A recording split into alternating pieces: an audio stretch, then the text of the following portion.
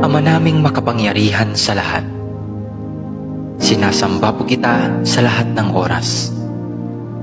Maraming salamat po sa isang buong araw na nagdaan na puno ng biyaya, pag-ibig at kaligayahan.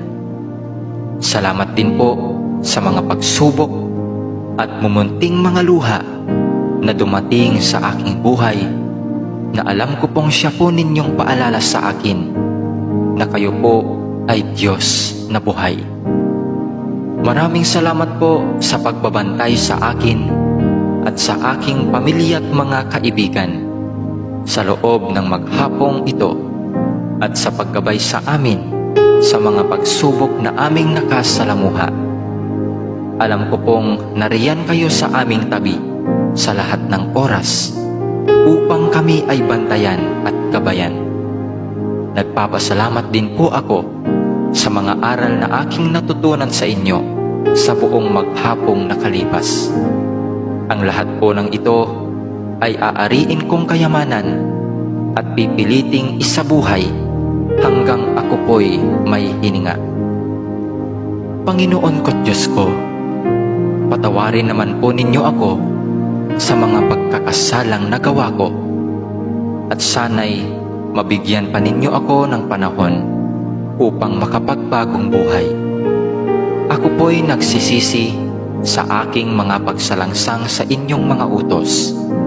Patawarin din niyo ako sa mga pagtalikod na aking ginawa sa aking kapwa, at sa mga pagkukulang ko sa aking mga kaibigan at mga mahal sa buhay.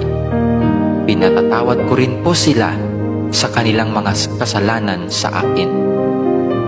Batbat po ng dumi at kasamaan ang aking puso at isipan. Naway linisin mo po ito ngayong magdamag at baguhin, upang bukas ng umaga ay magkaroon ako ng malakas na pananampalataya at panibagong buhay.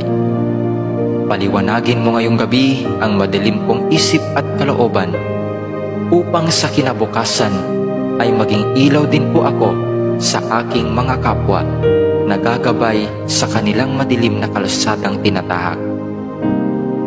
Gabayan din ninyo kami sa magdamag na ito at iligtas sa anumang panganib.